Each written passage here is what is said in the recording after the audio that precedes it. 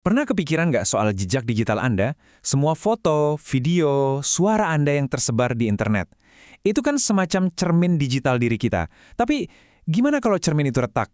Gimana kalau pantulan diri Anda itu bisa dicuri, ditiru, bahkan dipakai buat nyerang Anda? Ini bukan lagi cerita fiksi ilmiah loh.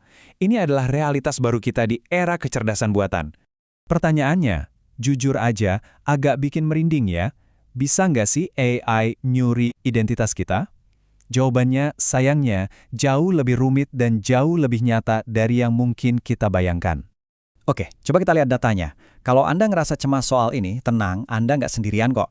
Menurut Indonesia AI Report 2025, mayoritas anak muda di Indonesia, 76% milenial dan 73% Gen Z, itu khawatir banget AI bakal disalahgunain buat niru orang lain, misalnya lewat deepfake. Jadi ini bukan lagi ketakutan segelintir orang, ini udah jadi kecemasan massal.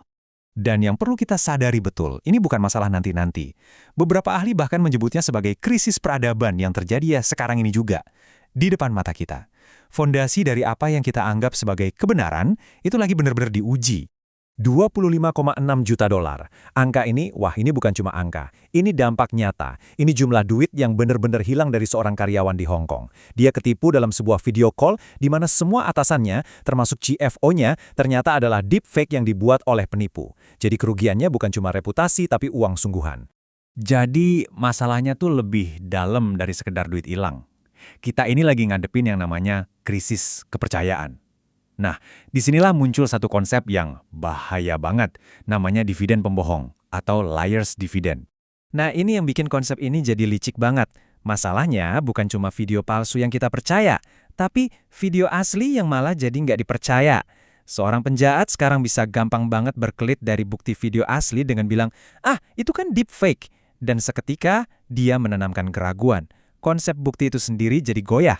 Coba bayangin deh. Kalau kita udah nggak bisa percaya sama mata dan telinga kita sendiri, apalagi yang bisa kita pegang? Fondasi kebenaran itu sendiri ya, hancur. Para ahli menyebutnya krisis epistemik, sebuah krisis tentang gimana kita tahu mana yang nyata. Dan ini bukan teori loh, ini udah kejadian. Lihat nih, di Slovakia tahun 2023, audio deepfake sengaja disebar 2 hari sebelum pemilu buat jatuhin seorang kandidat. Di Turki, video deepfake dipakai buat menuduh lawan politik punya hubungan sama teroris. Dan di Amerika, tahun 2024, suara palsu Presiden Joe Biden dipakai dalam telepon otomatis buat nyuruh orang jangan milih. Demokrasi kita jadi taruhannya. Oke. Serem banget ya masalahnya. Terus solusinya apa dong? Nah, sekarang kita coba lihat gimana dunia berusaha bikin aturan main baru buat realita yang baru ini. Secara garis besar, ada 2 payung hukum nih yang penting kita tahu. Pertama dari Uni Eropa, ada GDPR dan AI Act yang fokusnya ke pendekatan berbasis risiko, transparansi, dan akuntabilitas. Sementara di Indonesia sendiri, kita punya Undang-Undang Perlindungan Data Pribadi atau UU PDP, inilah semacam perisai hukum modern yang lagi kita bangun. Tapi gini, hukum modern yang fokusnya ke prosedur dan denda, ini kan kayak kita bangun benteng pertahanan gitu. Pertanyaannya, kompas di dalam benteng itu apa? Gimana kalau ada pendekatan lain yang bisa melengkapi? Sesuatu yang dasarnya bukan cuma aturan dari luar, tapi prinsip etika dan tanggung jawab moral dari dalam diri kita sendiri. Nah, di sini kita bakal coba ngintip sebuah kompas etis yang unik banget. Datangnya dari tradisi Islam, namanya fikih informasi. Jadi apa sih fikih informasi itu? Anggap aja ini kerangka etika Islam kontemporer yang ngasih panduan lengkap gimana cara kita nyari, ngolah, dan nyebarin informasi di dunia digital. Ini bukan cuma soal boleh atau nggak boleh, tapi lebih ke soal adab, soal gimana jadi manusia yang beretika di dunia maya.